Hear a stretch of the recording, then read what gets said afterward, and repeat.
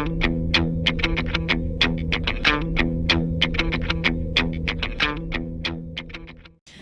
morning, Monroe. Buenos dias, Monroe. I'm Tajay. I'm Tamara. I'm Lindsay, and this is the Monroe News Network. The MNN News team would like to give a shout out to our veterans. Veterans Day was originally called Armistice Day on November 11, 1919, to mark the first anniversary of the end of World War I. El Día de los Veteranos también es el aniversario del fin de la Primera Guerra Mundial. On Veterans Day, we appreciate all the men and women who have served our country. Damos mucha apreciación a todas las mujeres y los hombres que sirvieron nuestro país. We have our veterans to thank for protecting our rights and for making this country safer. Imagine if our country had lost past wars, World War II or the Cold War. We'd be speaking German and Russian instead of English and Spanish. Let's hear from Mr. Stannett, Monroe math teacher and veteran, about his experiences serving our country. Vamos a escuchar al señor Stannett sobre su experiencia sirviendo nuestro país. Hi, my name is Mr. Stannett. I'm a veteran. I served in the United States Army from 1990 to 1997. And I just wanted to say a few things about Veterans Day and why it's important to observe Veterans Day.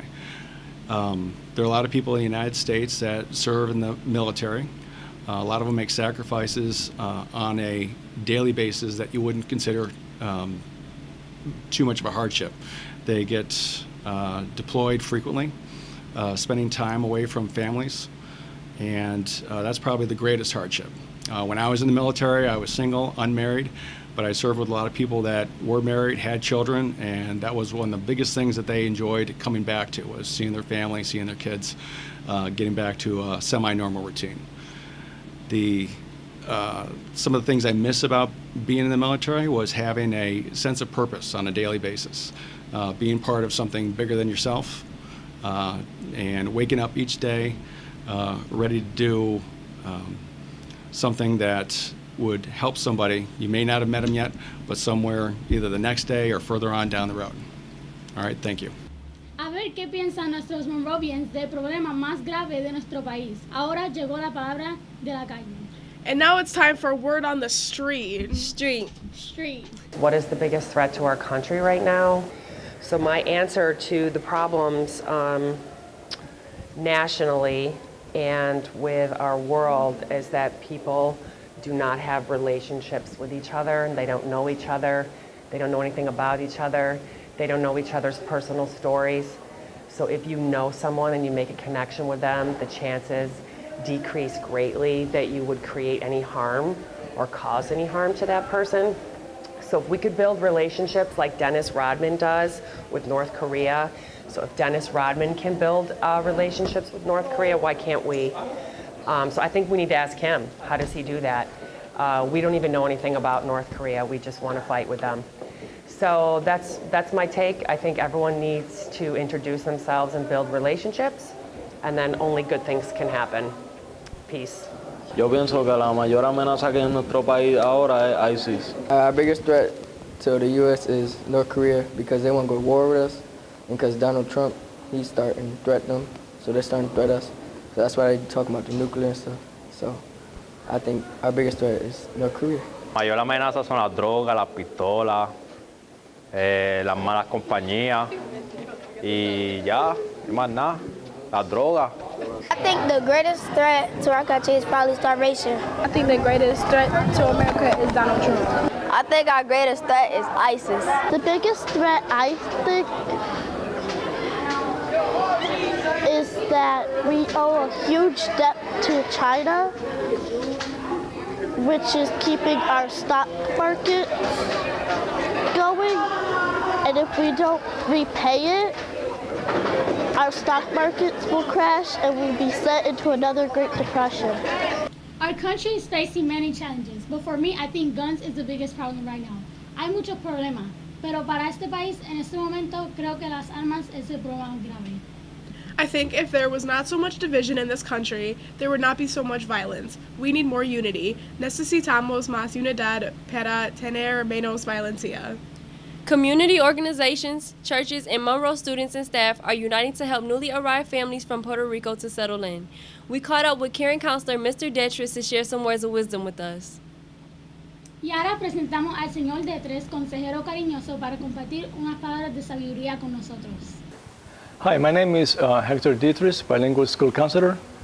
Monroe High School has welcomed many families coming from Puerto Rico. As you know, Puerto Rico went through two major hurricanes, Irma Category 3 and Maria Category 5, devastating the entire island of Puerto Rico. Many families have come to Rochester seeking a better life for their children, and Monroe High School has become a second house for these families. We have provided them with clothing, mattresses, and beds, and many other household articles. We have fed many of them through a food pantry where they can actually go anytime they need for food supplies. Also, Monroe High School has given these students emotional, social, and psychological services. Monroe High School staff has become united as a family by donating many articles these families need so desperately. We want to let you know that you are not alone. Monroe High School is your family. Hola, mi nombre es Héctor de Tres. La Escuela Superior de la Monroe ha dado la bienvenida a muchas familias que vienen de Puerto Rico.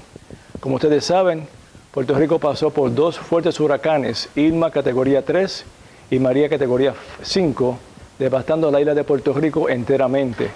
Muchas de estas familias han llegado a Rochester buscando una mejor vida para sus hijos y la Escuela de la Monroe ha venido a ser su segundo hogar. Hemos provisto a esta familia de ropa, cama, mattresses y otros artículos del hogar. Además, le hemos provisto de comida por medio de un banco de comida.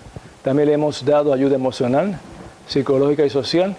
Y la familia de la Escuela de la Monroe se ha unido como una familia y ha extendido sus brazos para ayudar a estas familias que vienen de Puerto Rico. Le queremos decir que no están solos. La Escuela de la Monroe es su familia. I have seen some new faces in the hall. Let's be sure to remember all the suggestions from last week about how to make everyone feel welcome at Monroe. Y ahora te dejamos con la cita de la semana del psicólogo Philip Zimbardo. Estoy diciendo que para ser un héroe significa que tienes que cruzar la línea y tomar riesgo y sacrificar. Entonces, los héroes se están sacrificando, los héroes siempre están tomando riesgo, los héroes son desviados, los héroes están siempre haciendo algo que los demás no quieren hacer y nosotros queremos cambiar esto. Yo quiero democratizar el heroísmo para que todos nosotros podamos ser héroes. We leave you with the quote of the week from psychologist Philip Zimbardo. I'm saying to be a hero means you step across the line and are willing to make a sacrifice, so heroes are always making a sacrifice. Heroes always take a risk. Heroes are always deviant. Heroes are always doing something that most people don't, and we want to change. I want to democratize heroism to say any of us can be a hero.